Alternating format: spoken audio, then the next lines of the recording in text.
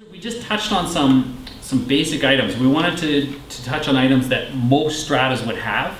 Each strata is different though. We didn't even get into pools and hot tubs and saunas. You know, we didn't talk about pond maintenance. Some have elaborate ponds. Every strata is really unique and different. So you really need to take a look at what you've got going on your strata. Like Jerry said, taking pictures is phenomenal. And then make a maintenance plan of what you want to maintain on your strata. You can have it all different varying degrees.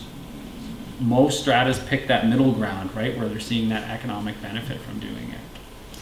And it really leads to other opportunities. So the key part is to start getting understanding maintenance and having that discussion at council meetings, but really you can't do a lot until you budget for it. And so you need to take a look at your budget. Oh, maybe we're going to start introducing some millwork. We're painting every month, so we're going to maybe paint less. Really need to plan ahead, start having that conversation, and then incorporating that into the budgeting, and then working off your budget there. I really like the simple maintenance plan. I think MOP's a great tool. I've managed buildings with MOP Report. They're fantastic. But really, I like the simple plan that, okay, we're going to do this on this date and that on that date. Did you know dryer duct cleaning is cheaper in February because a lot of the window washer guys can't clean windows, so they do dryer vents. So you can really plan it out, and your strat manager can definitely help you out on planning it out to be more economical and budgeting for it. And really evaluating your maintenance goals. If your strata is really bad shape and it's got rotten wood to replace, forget painting. You got to focus on that. There's only so much money to deal with, but really need to evaluate what your maintenance goals are. And then that open dialogue. I think that's just a crucial component of just having that general conversation start and everybody starting to talk about, no, maybe we should plan for this, or I feel that's important.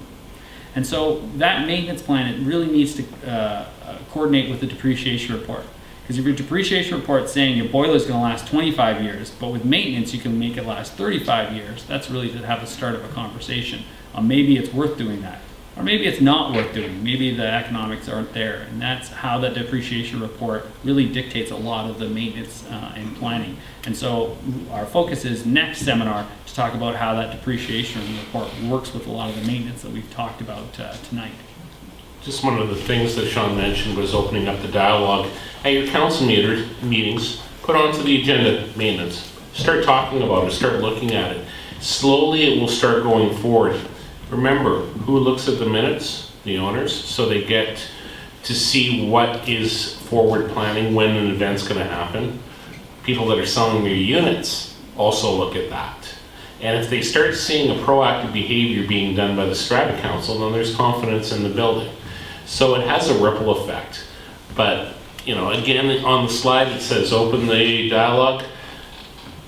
We don't know whether or not you have or not. You may have it in a different format. But if you put it as maintenance review on a regular basis, then you can't fail. It's going to be there. Mm-hmm. That's a really good point.